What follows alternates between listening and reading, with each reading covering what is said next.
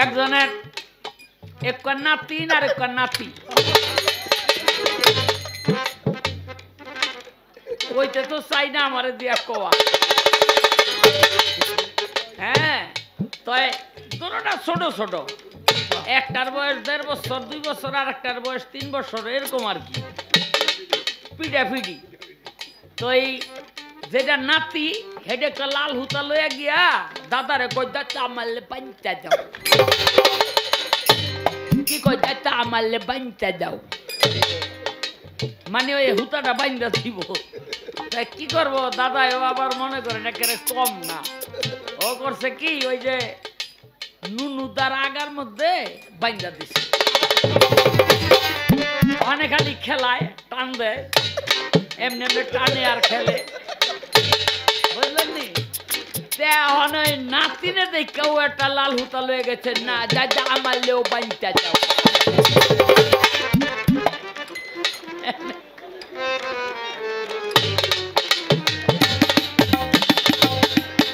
অনেক দাদাই কয় আলোর নাতিন তোরে দড়ি কই আর বান্দি কই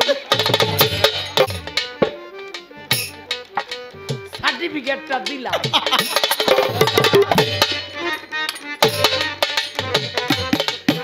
আমরা তো এই সার্টিফিকেট দেখাইয়াই চলি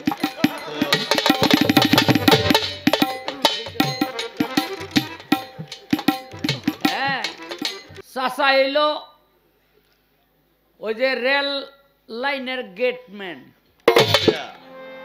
বাতিজা গেছে বেড়াইতে তো চাচাই কয় বাতিজা আমার কি পাওয়ার দেখবি কয় কি কয় রেলটারে আমি থামাই লাইতে কয় তো দেখাও তো একটা এই লাল নিশান লইয়া খারাইছে রেল থাইমা গেছে এখন ট্রেনের যে ড্রাইভার নামাইছে কিরে থামালি কেন কি সমস্যা কয় কোনো সমস্যা নাই কয় তাইলে থামালি কেন কয় পাওয়ার দেখাইলাম একেবারে কই 8-10টা থাবর মারছে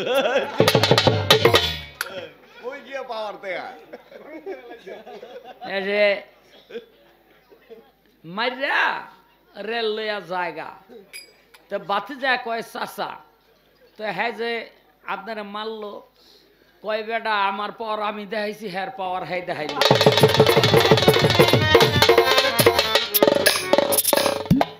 আপনি তো আপনার পাওয়ার দেখাইছেন পরের পাওয়ারটা দেখবেন না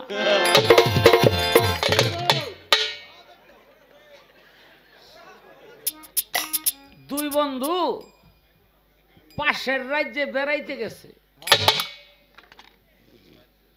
রাজ্যে রাজ্যে আগে তো এখন তো বর্ডারে কাঁটাতার দেওয়া আগে কিন্তু এরকম ছিল না সব খোলা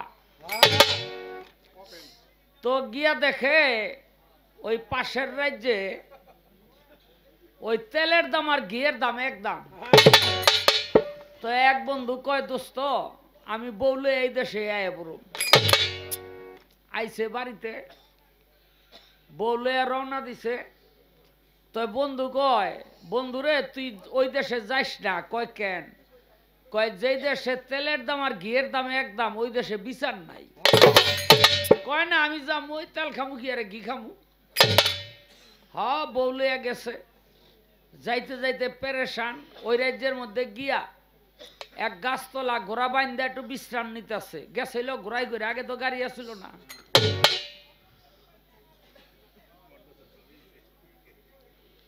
তো এই পিছে কথা কয় কেটা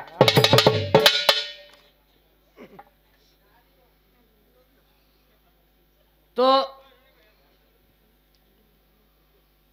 গোড়া করছে কি সুইটটা এক কৃষকের ধান খাইতেছে কৃষকে না দেখা এই যে বাড়ি আরম্ভ করছে ঘোড়ারে বেড়াইছে ঠেকাইতে ভাই গোড়াটা মাইরেন না কেন কয় গোড়া আমার কি তোর গোড়া ওরে আরম্ভ করছে বেড়ারে দেহে মারিয়া লাই বউ হইছে তাড়াতাড়ি ভাই আমার স্বামীরে মাইরেন না কয় তুই কে কয় আমি হের স্ত্রী মারছে এক লাত্তি 8 মাসের বাচ্চা ছিল পেটে গেছে নষ্ট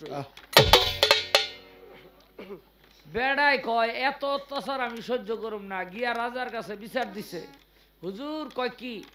কয় আপনার এলাকার এক প্রজায় আমার ঘোড়া মারছে, আমারে মারছে,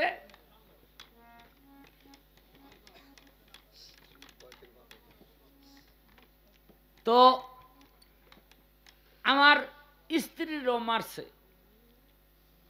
তো বাসায় তারা ডাকে আনছে, কি রে তুই ঘোড়া মারছত কেন? কয় আমার ধান খাইছে। কয় তো ঠিকই করছ, তো ধান খাইছে ঘোড়া মারছত, এই বেটারে মারলি কেন?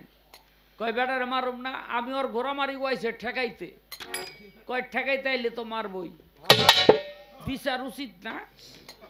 কয় তো এই বেটার বোর 8 মাসের বাচ্চা নষ্ট করে আলিছত কেন? কয় আমার কোনো দোষ না, আইছে ওর স্বামীরে মারি, ও আইছে ঠেকাইতে, দিছি 2টা লাত্তি, বাচ্চা নষ্ট হয়ে গেছে, আমার দোষ কি? কয় না, আমার রাজ্যে কোনো অবিচার নাই, আমার রাজ্যে কোনো অবিচার নাই। এই বউ তুই লয়ে যাবি, 8 মাসের বাচ্চা বানাইয়া, তারপরে বেটার বউ।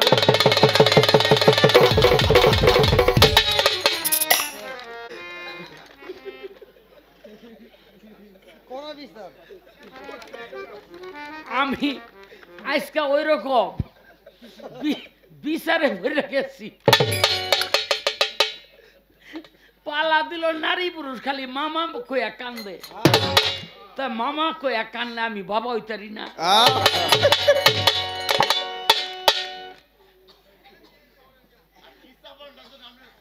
হ্যাঁ, আরে কি এর লগে কি কয়?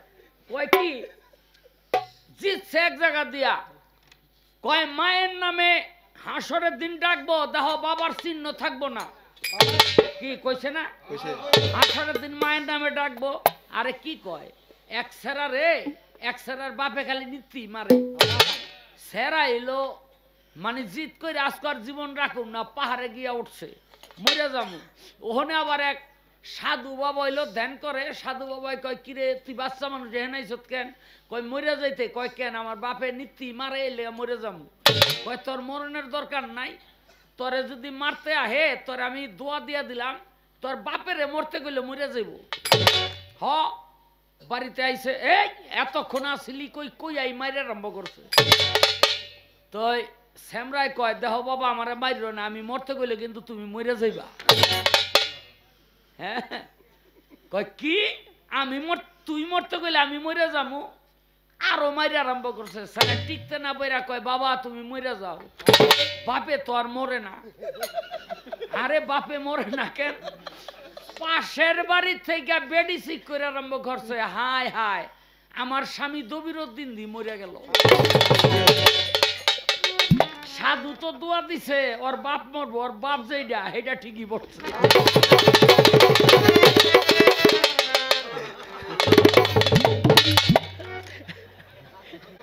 হাসরে কি লেগা মায়ের নাম ধরে ডাকবো জানেন? অনেক নারীর গর্ভে, হ্যাঁ, স্বামী ছাড়াও সন্তান হয়। সেদিন নারী যেন এই মনে করেন বাবা হইল শরীয়তে একজন, বিবাহিত একজন, কিন্তু আল্লাহ যদি বাপের নাম ধরে ডাকে তাহলে দবিরুদ্দিনের নাম ধরে ডাকতে হইব। সেদিন লজ্জা পাইব না? হ্যাঁ, সেদিন লজ্জা পাবে। এই জন্য আল্লাহ পাক বলে যে আমি যেই নারীর গর্ভে যেই সন্তান জন্ম নিচ্ছে, আমি ওই মায়ের নাম ধরে ডাকবো, যেন ওই নারী গোপনে গাপনে কিছু কইরা থাকলেও লজ্জা না পায়। ক্লিয়ার। আমনে কাল লগে কি কর? বয়াতি মাপে না, বয়াতি মাপে না, বয়াতি মাপে না, বয়াতি সাইজ মাপে, খালি বয়াতি মাপে না।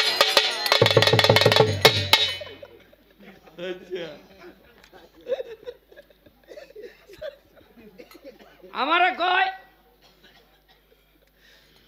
পুরুষের কপালে মাখে মাইয়ার চরণ ধুলি, এই গান বলে আবার আমাকে মমতা দা পাই লাগছে। হ্যাঁ, গানটা ভালো, কিন্তু শ্রীকৃষ্ণের মাথা ব্যথা হইল। শ্রীকৃষ্ণ বলল, যদি কোনো নারীর চরণ ধুলি আমার মাথায় পড়ে লাগে তাইলে এই মাথা ব্যথা ভালো হইব। 1600 গোপিনী ছিল, কোন কোন মতে বলে 16,000 গোপিনী। যার কাছে গিয়া ধুলা চাইলো কেউ দিল না। কেন? যে আমগো চরণ ধুলি শ্রীকৃষ্ণের মাথায় দিব, এটা হয় তাই না? অষ্ট সখী বলে না আমরা পারব না, গেল রাধিকার কাছে। রাধিকার কাছে গিয়া কয় শ্রীকৃষ্ণের মাথা ব্যথা, চরণ ধুলি দাও। রাধিকা দিয়া দিল। সখীরা কয় দিলি কেন? কয় দেখো আমার পা থেকে মাথা মাথা পর্যন্ত আমার বলতে কিছু নাই, সব শ্রীকৃষ্ণরে দিয়ে দিছি। এই পাও তার, এই মাথাও তার, যার পাও তার মাথায় লাগলে আমার কি?